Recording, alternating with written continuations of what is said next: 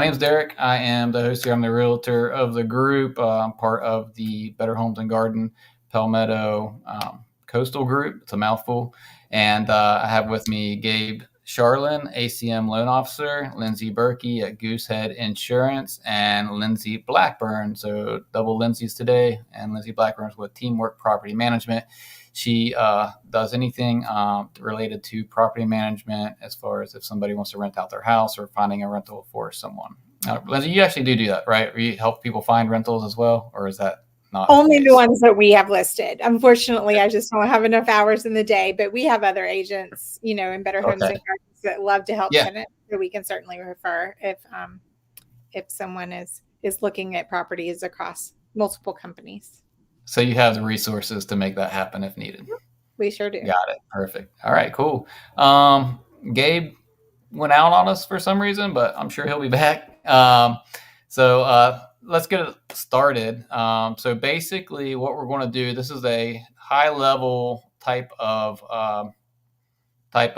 conversation that we're trying to have here. It's not going to be anything in the weeds. If anyone has any questions, post your questions, and I'll either get to them this session or I will message you later on. So make sure you leave a way for me to get a hold of you if you do have a question, or I will just try and comment in the comment section as well. It's going to be recorded, and we're going to put this out there later on different platforms. So if you're watching a recording, it might be difficult for me to see that comment. So again, let's go ahead and get started. So for me, I'm on this moving to Charleston pages, and we're always seeing a bunch of questions. Some of them, what we consider, people live here consider maybe a little bit funny or silly, like alligators, like are alligators going to be an issue, to things like hurricane insurance or hurricane wind and hail damage. How does that affect my insurance? Or what is the rental rates down there? How does that work? Or people moving away, trying to decide if they're going to buy or sell a house. Actually, Lindsay and I are working together right now with somebody who has to have a quick move or rent the place out. They're in the military, and it was a last minute thing. So we're trying to treat them as fair as possible and do what's right for them to get them in a solid position when they move to their next unit. So things like that is what we hear often. For example, mine is my big pet peeve, and well, not really pet peeve, but a issue is people just search for Charleston homes. They don't know that there's a Somerville. They don't know that there's a Wando. They don't know about Johns Island. People that really do the research do, but I would say probably almost half of the people that start their searches start it with just Charleston, which is fine. You're just looking for the Charleston area, but there is a big difference between Charleston, Moncks Corner, Ridgeville, and Mount Pleasant. That's massive difference in price, and also can be a pretty big difference in whatever culture you're looking for, because Charleston does have different areas that kind of feed different cultures. Lindsay Berkey, Lindsay Blackburn, do you guys have anything that you guys see that is that you see often when people move down here, such as anything at all, price shock, anything like that, sticker shock? Either one of you? I'll hop in. Yeah, definitely. It depends. It depends on where they're coming from. If they're coming from a metropolitan area like in California or in the Northeast, then our rental prices are what they're used to. It might even be a little bit on the inexpensive side. But certainly if they're coming from the other, 75% of the country, then yeah, our prices are pretty high, and rental rates are, and they do vary greatly across our geographic area, because for the same house that's in Goose Creek or the Cane Bay area versus Mount Pleasant, you're probably talking double the rent. Yeah, so for example, like average two bedroom, and this is including apartments, not houses, but I saw where an average 2-bedroom in Mount Pleasant is over $2,200 a month now. Easy, yeah. And like I said, that's averaging in apartments that, order is not a house. you'd be lucky to get into a house for, $28,000, $3,000, $3,000. Right. So let's just say, your average 3 or 4 bedroom house, 2,300 square feet, somewhere like that in the Cane Bay area would run you about 2,500, depending on its condition and just upgrades and stuff like that. In Mount Pleasant, you would be talking $4,000 plus for that. And for those that don't, know, Mount Pleasant is, depending on where you are, anywhere from 5 minutes to 15 minutes to the beach, pretty much, and maybe a half hour to downtown if you're up on the northern end of Mount Pleasant. Mm-hmm. So it's a little closer to the beach. People like it for that reason a lot of times. Cane Bay you're looking at 45 minutes at least with good traffic to get to the beach and probably downtown. Yeah. So those places, you tend to get a little more square footage, a little more, another bedroom or two for your buck than you do in Mount Pleasant as far as just purely size goes. Lindsay, Lindsay Berkey, do you have any thing to add on to that at all? Or you want to veer off on your end on the insurance side of things, or? Yeah, I think, just similar with respect to overall budgeting, I think that's the biggest thing when you're looking to move to Charleston. A lot of our folks that are on these pages are trying to educate themselves, and that's really the biggest piece of it. Very much like Lindsay's mentioning, the cost of rent. I mean, we very much see the difference in the cost of insurance, as well. If you are in a position that you're looking to purchase a home, you really can see 20 to 40% difference in cost between our Charleston counties, Berkeley County, Dorchester County. So it's definitely a piece that we really strive, to have our folks talk, with a professional like yourself, Derek, to really educate themselves on the different areas and just start with that budgeting conversation. I think we have so many folks that when we're having these conversations, it's the sticker shock. Cost of insurance is very much a big component of overall cost of homeownership. And we really see that, the area that we live in, it's a coastal county. It's very unique with respect to the risk for insurance, and that very much is reflected in the cost of insurance. So folks, that's the first thing that, they just don't realize what you're really paying for is the risk of our storm damage potentially, the tornadoes, the hurricanes, then let alone if you find yourself in an area where you require flood insurance, or if you even choose to optionally purchase flood insurance, and all those pieces, really go into just the overall aspect of what you're going to be paying the cost to live here, right? So, and with that, the flood insurance side of things, I don't want to get too deep into this, but all of Charleston County or all of the Charleston area greater Charleston area that we serve, and technically in a flood zone, right? Like it is a flood zone X. How does that affect insurance as opposed to, AE, which is a higher risk? Yeah, and that's such a great point, because I think I so often and frequently hear people refer to certain properties. Oh, we're not in a flood zone. We don't need flood insurance, right? And you said it, Derek. It's really not whether you are in a flood zone, because we're the low country. Everywhere it is a flood zone. It's really just an evaluation of the potential risk for flooding. And that risk dictates whether or not you are required to purchase flood insurance. So, that would be lending requirements, right, Gabe? So, he can speak to that. And that affects the different prices, right? The level of that flood, because there's not just X, A, E, all that Y, I think it is, whatever it is. And, but there's not just a one size fits all. Like you could be in a flood zone and it'd be a couple $100 a year or whatnot, or it could be way more than that, right? Yeah, it's actually, I think of, actually one of your counterparts, on the part of the Palmetto group, I was having a conversation with, and, she's in an area that it's, it's an X zone, which is known to be a more moderate risk zone. And she thought that she would like to have the flood insurance for the peace of mind. And the cost for the flood insurance was $2,000. And we have people who are in a high risk flood zone that are actually paying $400 a year. So it doesn't absolutely correlate to the cost. A lot of these homes, if they are in a higher risk flood zone, they are elevated to help minimize the risk. They have proper flood venting. So, it is just an interesting, honestly, it feels like there's no rhyme or reason the way that FEMA dictates where the zones are. I felt you saying like the it makes no sense type part. I felt it, but you avoided it. I'll say it for you.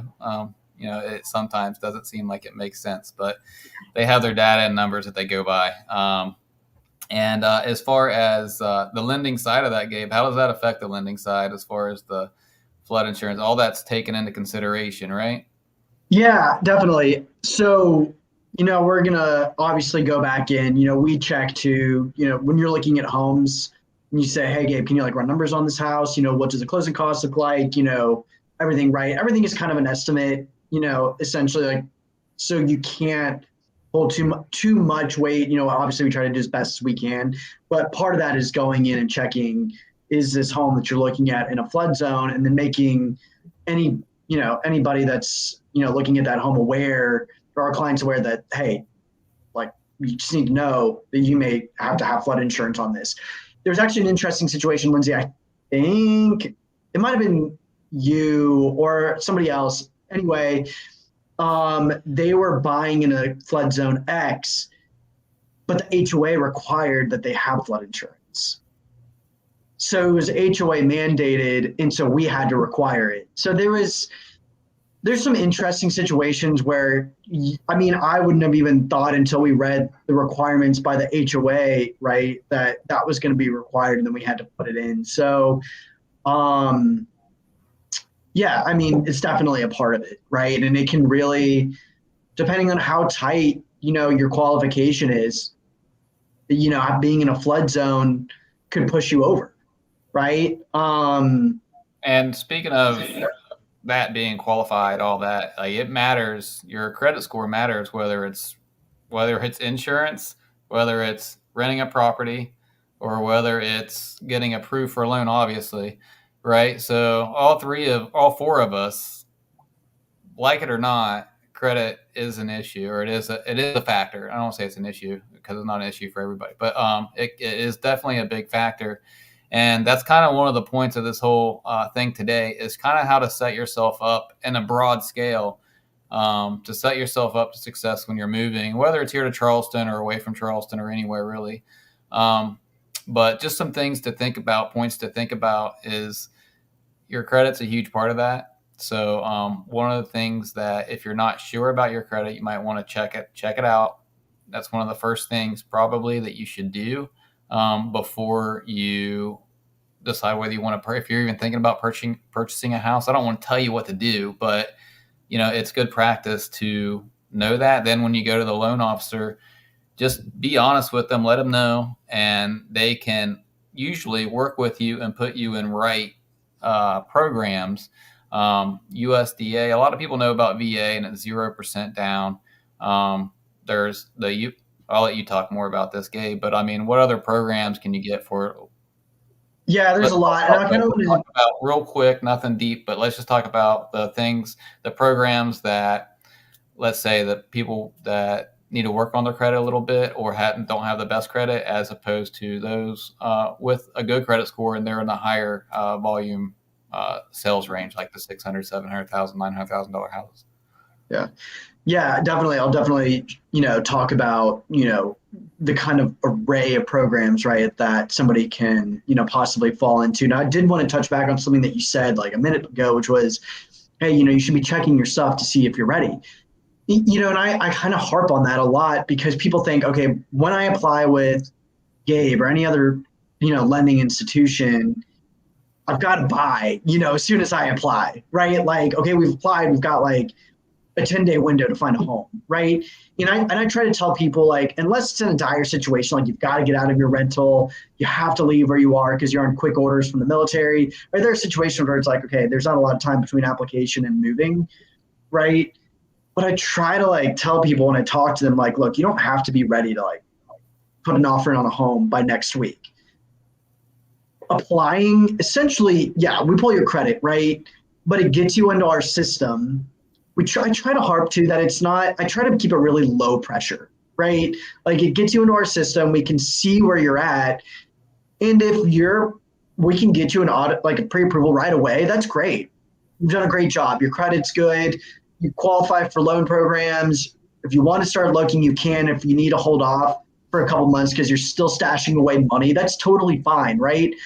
But I encourage people to apply even if they're not trying to buy next week, because so many people will come to us because they found a home that they love, not knowing what they actually qualify for. Well, that's with us too, right? Like on the realtor side, like they'll come to us and say, "Hey, I want to go look at this house or this house. I want this house." You're like, "Well, you don't qualify for that home." I try to tell it's not a transactional relationship, right? None of this is a transactional relationship. And I want people to feel comfortable in knowing that they can come to me 1 week, 1 month, or 4 months before they actually want to buy, because we can get them where they need to be. So, if you're on here and you're just not sure, like, I don't know if I'm going to buy this year. Well, cool. Still apply, because you might be self-employed or you might have credit that's kind of in the dumps, right? And that's okay, because I can tell you, and I can either, give you what you need to know to improve your credit, or we have programs that we work with that are awesome. They're loan readiness and credit, repair programs where they work with us and you guys as a client to, get you where you need to be. So we're really we try to be a full in-house service where we really get you where you need to be to qualify, right? So does anyone know of the length of time it takes for your credit to rebound from a pool for the house? Because it's not long. I forget what it is, but someone said, I feel like it's been a month or two, like 2 months or something, before your credit to fully bounce back from your first credit pool. And then you get, I think, 60 days or 90 days that it doesn't affect your credit. Yeah, I mean, what I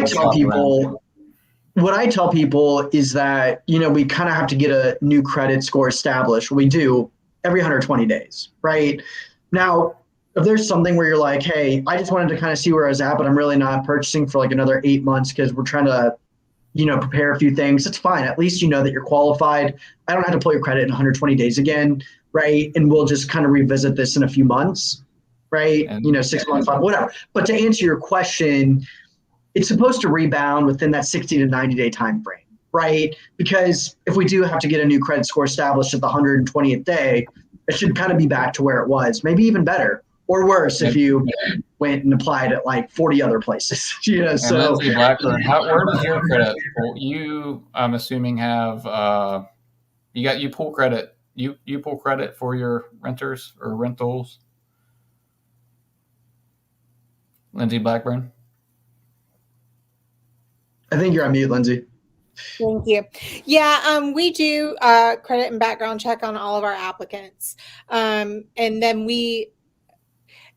it's not quite as stringent as when you're going to buy, because for obvious reasons. But we do we do have a criteria as far as income that we can document your income.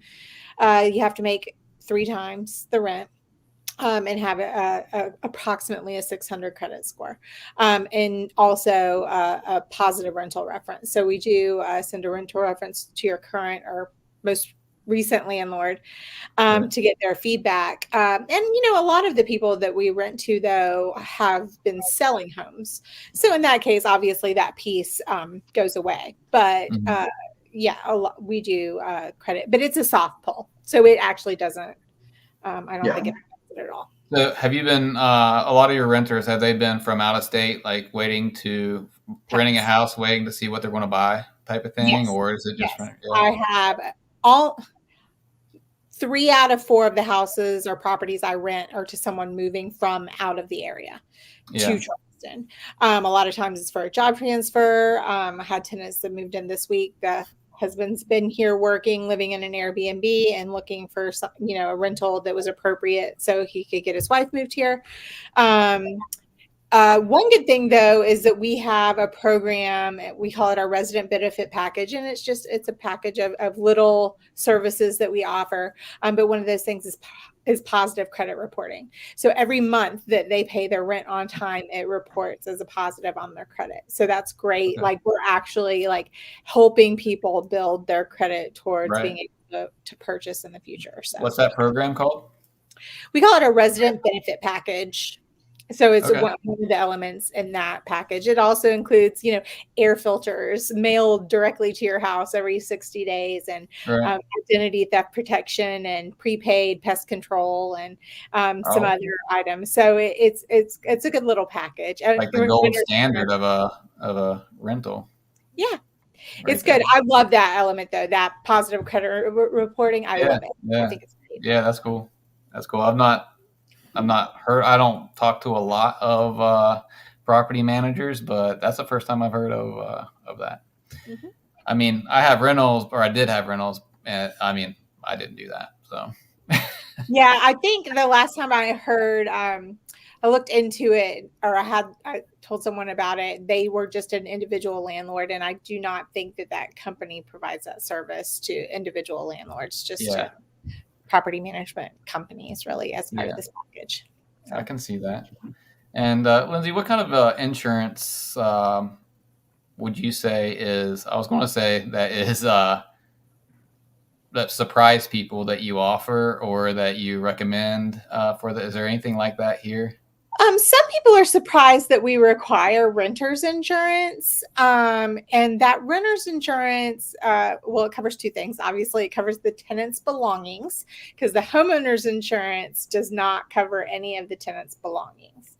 And then there's two types. Back on that real quick. There's two different types of renter's insurance, right? There is full replacement, or I forget what they're called, but it's like complete replacement of everything, right? And then there's just the house or just the unit. And then there's an element of it that if the tenant causes, starts a kitchen fire or leaves a grill on the porch or something like that, or some negligence can be proven that they caused water damage, then their renter's insurance will work with the homeowner's insurance and subjugate it, and they'll just battle it out. Lindsay Berkey would be able to speak to that a lot more intelligently than I can. But that, again, that is part of the renter's insurance. And again, you can't in South Carolina dictate to anyone that they have to purchase a specific policy or from a specific company.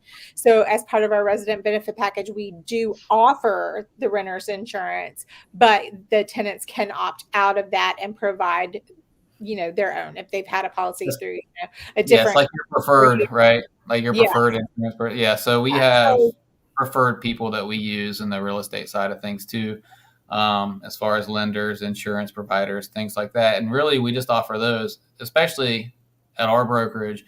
We offer them because we've had good experience with these people.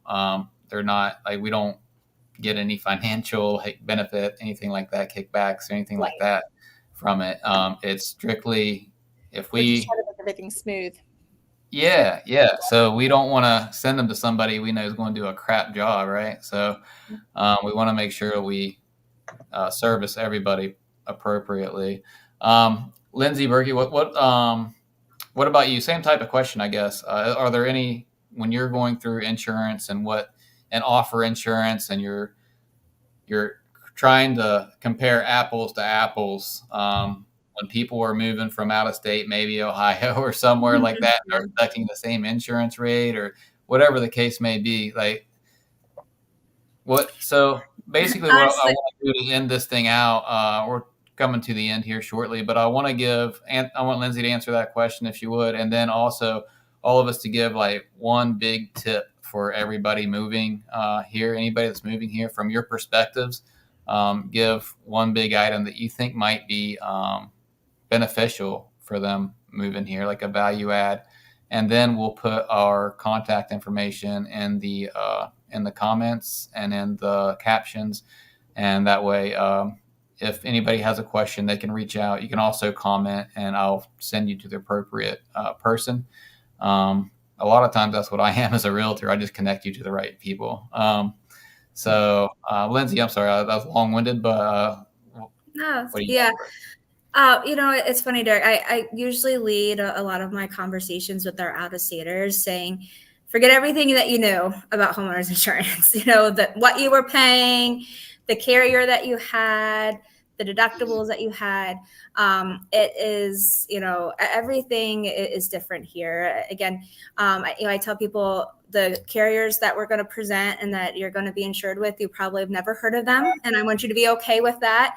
When you're in a high risk area for insurance, a lot of the national players aren't insuring here. Well, that's one of the reasons you went to Goosehead, right? Is the fact that it broadens your horizons a little bit, or broadens your scope of policies that you can offer to better help people, right? Like, right. Because it's become so small of an area that's covered here in Charleston, or along the coast anywhere, really, right now.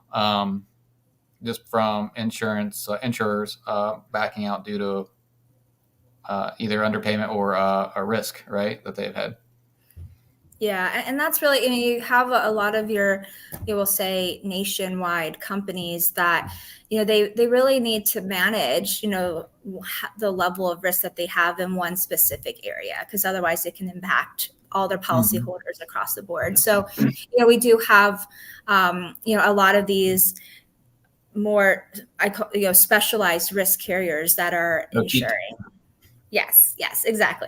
And obviously I'm a broker, but I strongly believe, in the broker model, because the broker, when it comes to shopping insurance, they're working for you as the client. We have no loyalty to one specific company. Our job is to simply educate you on the options that exist, the different terms and contracts for the different carriers, whether they require higher deductibles or they omit certain protection for certain reasons, and really help the client, find the best overall policy. So that's really a big piece of it. And, I would say, as far as my biggest tip, as we're going to kind of round this out, I was a transplant myself. And, I think that the biggest thing that I found to be so valuable was just the initial research that I put in.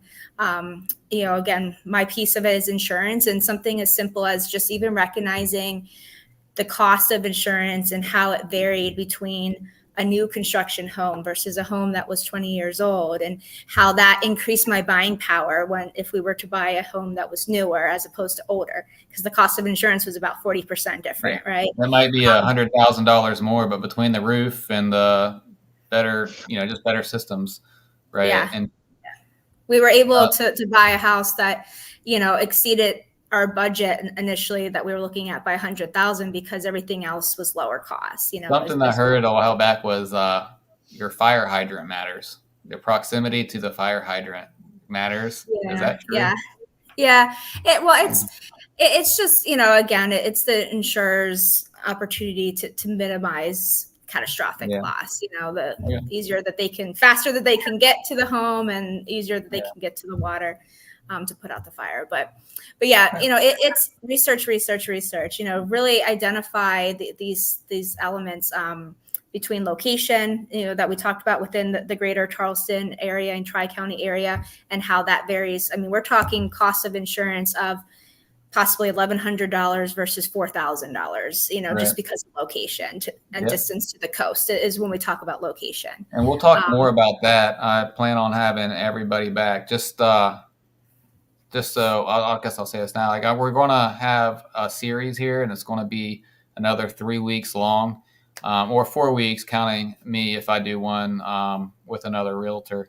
But I plan on having each vendor or a professional, as far as a property manager, a loan officer, and an insurance broker or agent, come on. It more likely is these three, Lindsay, and Gabe, and come on and talk more in depth about what each of them do, and what you can do and what you can expect when you move here, if you move here, and if that makes a difference on whether you want to move here or not, or move away from here. So Anyway, long-winded explanation of we're going to have everybody back for a deeper conversation later on throughout the next few weeks.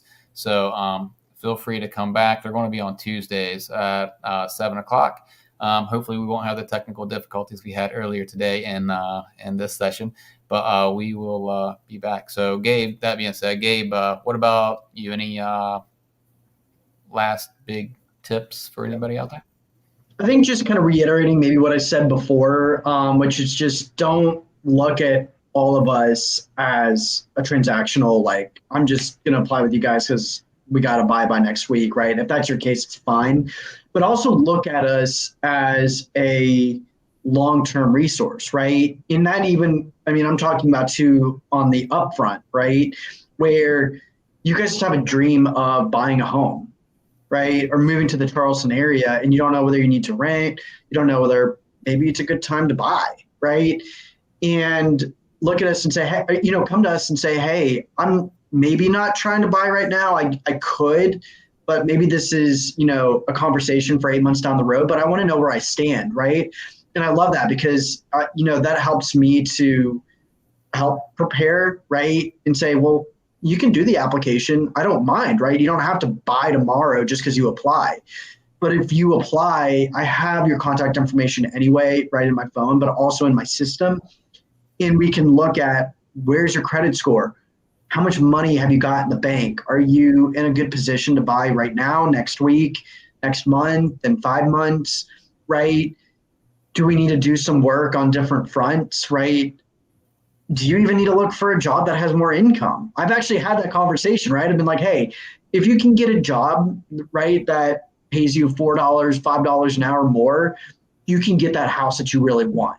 And you'd be surprised what people will do to make their dream happen, right? And so, I just say, use this as a resource, right? Don't just use us because you're trying to you're in a rush and you're trying to buy, and that's as far as the relationship goes. Use us as a resource to really help plan, right? To be proactive and be ready, right? Mm-hmm. So I'd say that's the biggest thing.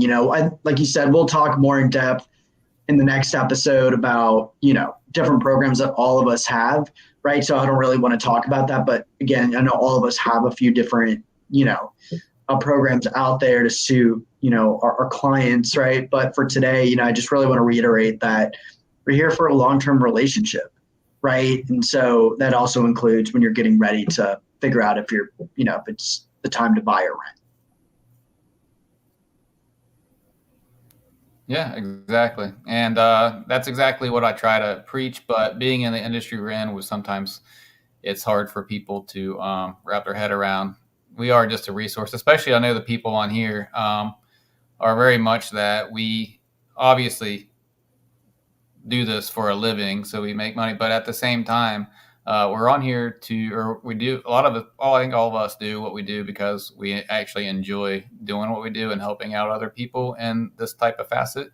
And ask questions if you have questions, and we're here to help. And hopefully you use us. If you don't, that's fine too. If you go a different route, especially from my end, I speak so much to everybody, as far as when you become a client, you want to make sure that you're in lockstep with that person, or for me at least, as a real estate agent, you want to make sure you have a similar personality and you can communicate, because a lot of this is communication and there's going to be stressful times. So make sure you choose the right person.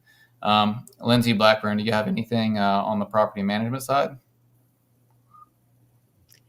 I look forward to being able to dive a little bit deeper, but there's a lot of factors that'll go into to moving, and whether to rent or buy isn't even necessarily a financial decision. Sometimes, especially if it is a quick move, they don't okay, well, I like the price points in Cane Bay, but I like going to the beach. So is that hour plus drive really gonna is it really going to bother me, and that kind of a thing.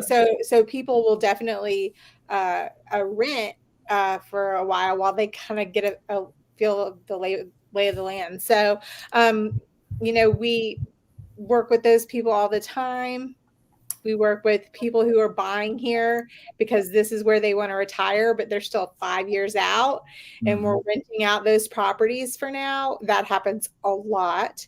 And we work with owners who are in the military and are PCSing, but they love it here and they've got a good property, on that 3% interest rate, and they want to hold on to that so that they can come back to it. So we love working with military and any owners that are purchasing for the future. So I just want to point out my mom's watching right now. I didn't know she was going to be on here, but hi, Mom. Hi, Mom.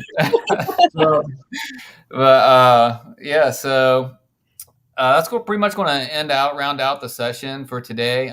Next week, I plan on Gabe being here.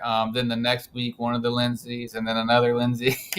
So at least that's how we have it planned out. That could change, but it'll be posted on social media on my account. In the captions, there's going to be all of our information and where and how you can follow us or contact us if you want. Again, we're here for a resource, and hopefully one day we can be more than that. But we're here for you all. So make sure if you have any questions to leave a comment. And until next week, we'll see you later. All right. Thanks, everybody. Hi. Thanks. Bye.